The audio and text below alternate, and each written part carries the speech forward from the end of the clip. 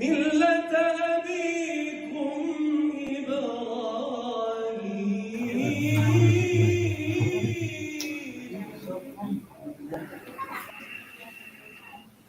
أعوذ بالله من الشيطان الرجيم. وحاجه قومه قال أتحاجوني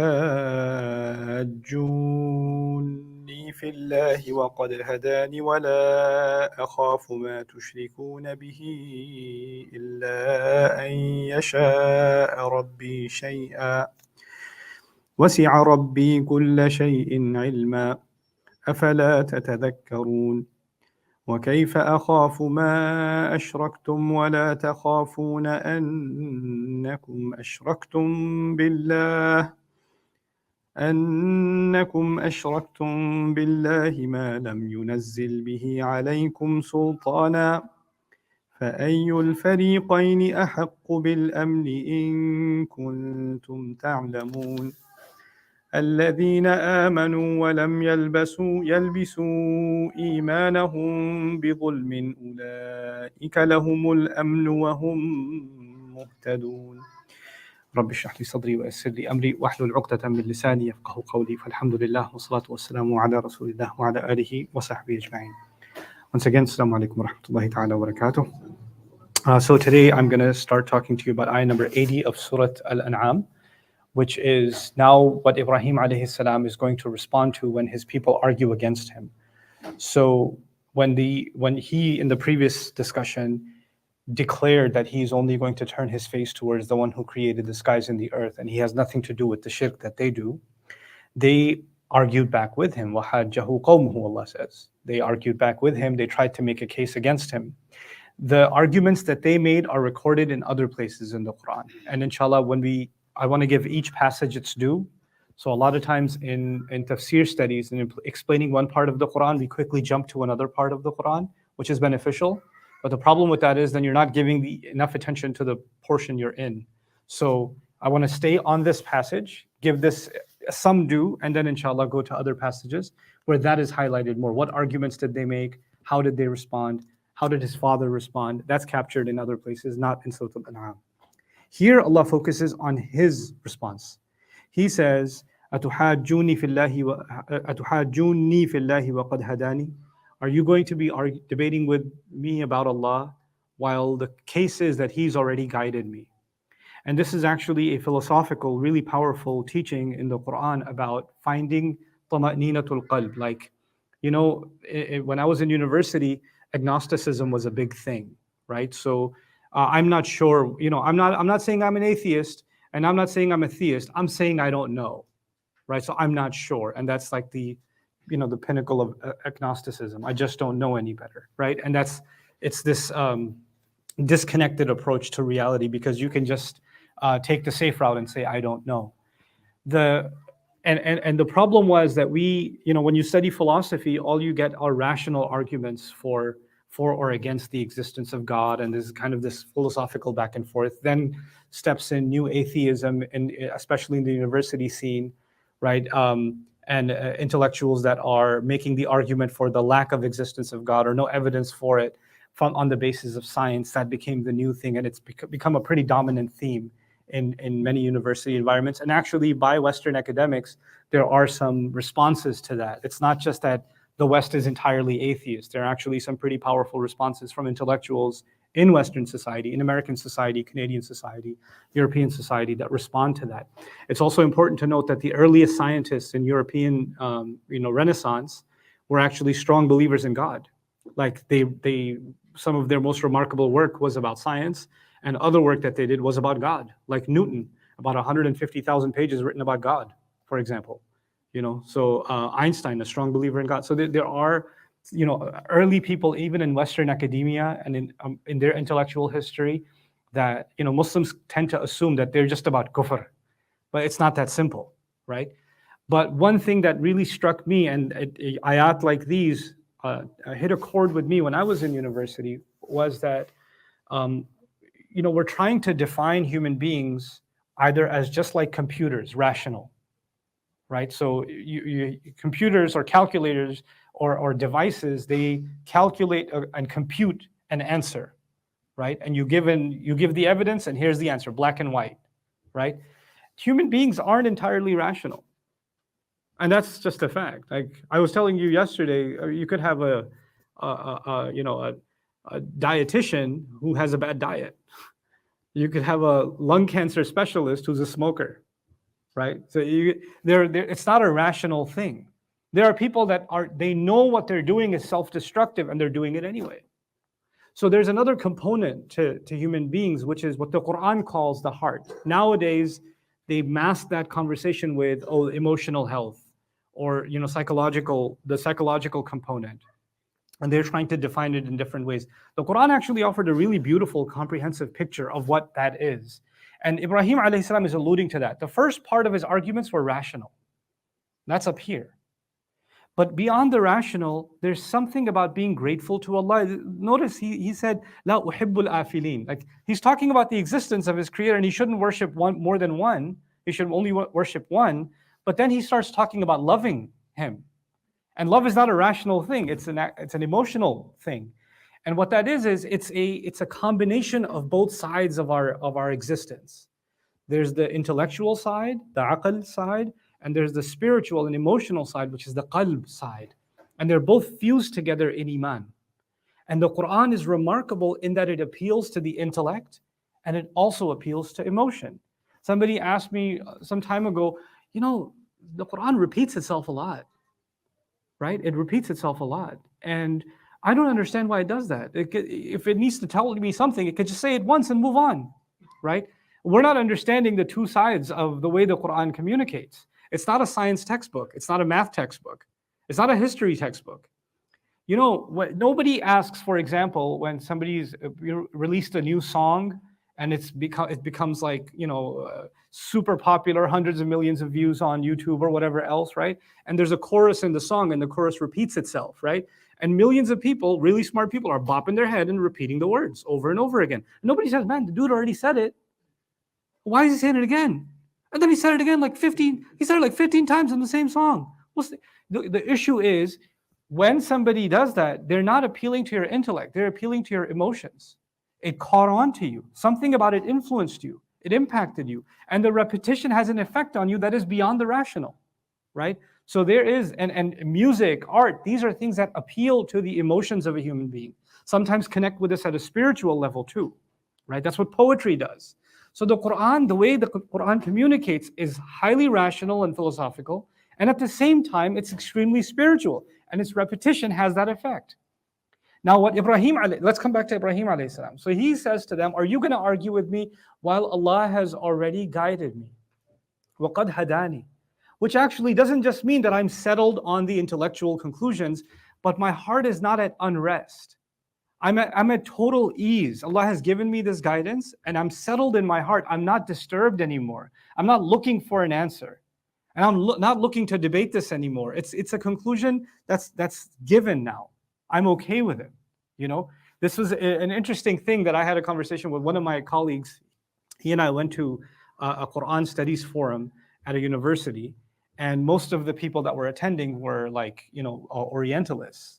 Right? And they study the Quran. They're doing their PhDs in the Quran from a university in Israel or in Chicago or in Australia or in Harvard or in Oxford. They're all from all over the world. And they're all, majority of them non-Muslims, right?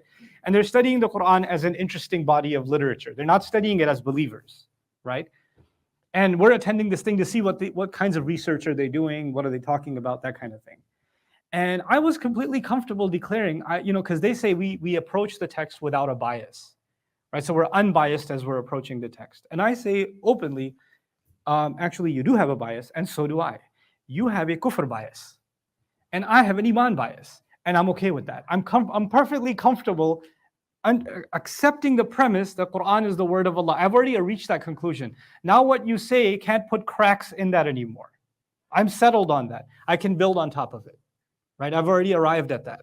So what they have is, anything is possible from their point of view. Anything is possible except one thing. This cannot be a revelation from God. That's the only thing that's not possible. Every other possible theory we can accept, right? So that's clearly a kufr bias, right? So if you can have a kufr bias and call it neutral, well, I'm going to call mine an iman bias and call that neutral, right? So Ibrahim alayhi salam is coming to them and saying, you want to debate with me? Well, he's already guided me. You're free to debate. It's not going to shake me. وَقَدْ هَدَانِي. And then they take the next step. And what's that next step? وَلَا أَخَافُ مَا تُشْرِكُونَ بِهِ إِلَّا أَن يَشَاءَ رَبِّي. I don't fear anything that you put next to Allah except for what Allah wills. And what's that except for what my Rabb wills?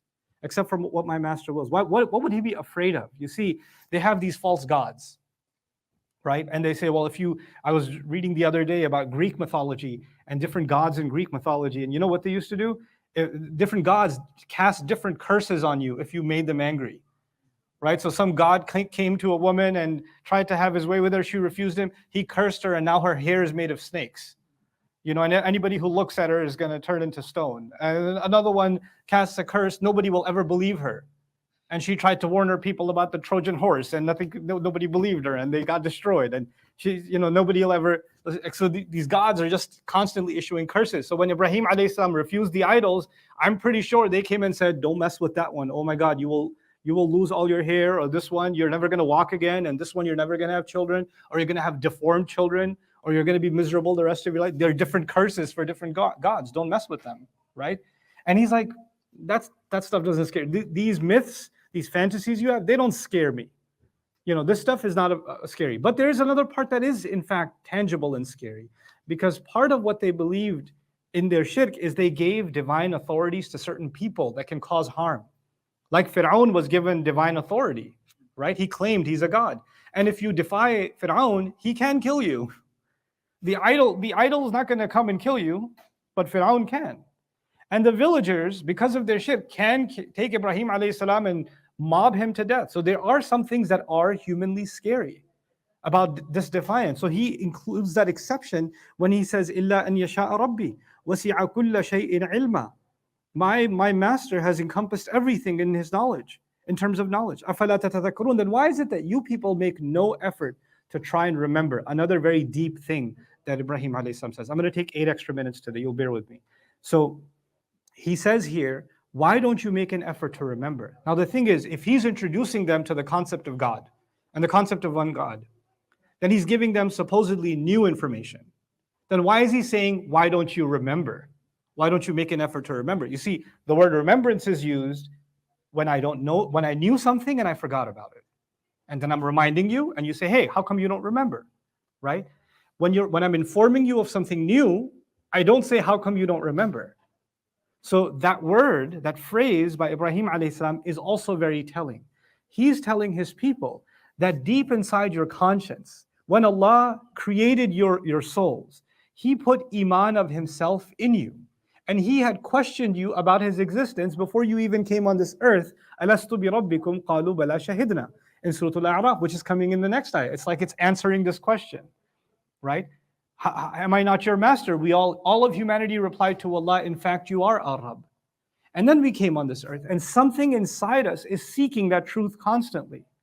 And so what Ibrahim alayhi salam is telling his people is, if you truly try to go into the depths of your own soul, into the depths of your own heart, you'll remember something that's there, that you are ignoring when you do the shirk. There's something, it's not new information, it's reinforcement of existing information. And this is by way of a parable, what Allah describes in Surah An-Nur when He says, Nurun ala nur, light on top of light, the light of revelation on top of the light that already exists inside of a person, inside the heart of a person, right? So that's why He says, أَفَلَا تَتَذَكَّرُونَ. But now the heavy part, which inshallah I'll spend some more time on tomorrow, but I definitely want to introduce you to it today. And that is, He says, وَكَيْفَ أَخَافُ مَا أَشْرَكْتُمْ. How can I be afraid of something that you create partners with Allah with? The shirk that you've done, the false gods that you've given divinity to, how can I be afraid of them? وَلَا تَخَافُونَ أَنَّكُمْ أَشْرَكْتُمْ بِاللَّهِ. And while you people aren't afraid that you've actually done shirk with Allah. I should be afraid of your false gods while you're not afraid of the true God? وكيف أخاف ما أشركتم وأنكم لا تخافون أنكم أشركتم بالله ما لم ينزل به عليكم سلطانا. And these mythologies you've created, these are the kinds of shirk you've created that Allah Himself revealed no authority for you to do. This is also telling us something. Mythologies like Greek mythology or Norse mythology or Hindu mythology, and in some cases even Christian and other kinds of Jewish mythologies, different kinds of mythologies, they are based on very elaborate storytelling, very immersive storytelling. And when you listen to a story, read a story long enough, you enter this alternative reality.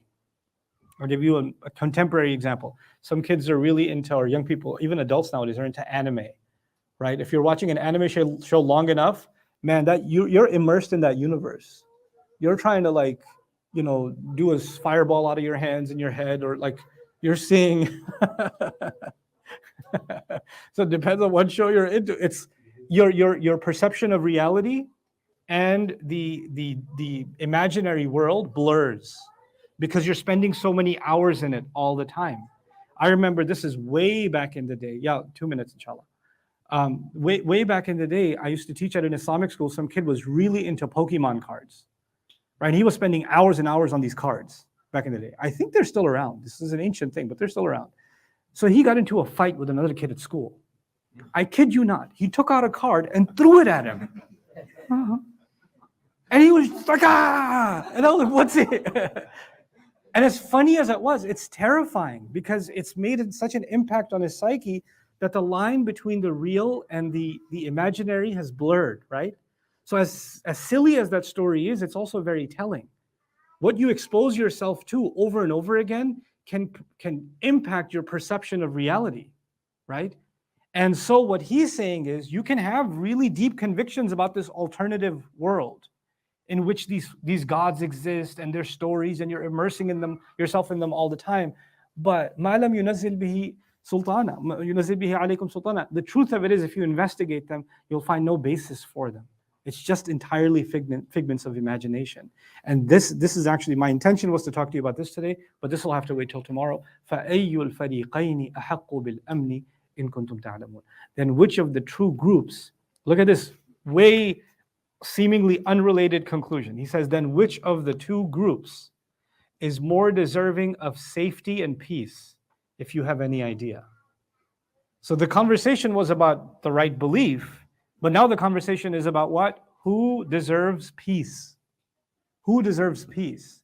One of the biggest conversations in the world, as the world heads more and more towards conflict, everywhere you turn, there's conflict. Every viral video you watch is some kind of conflict between people and cops, or between a guy and a girl, or between countries, or conflict, right?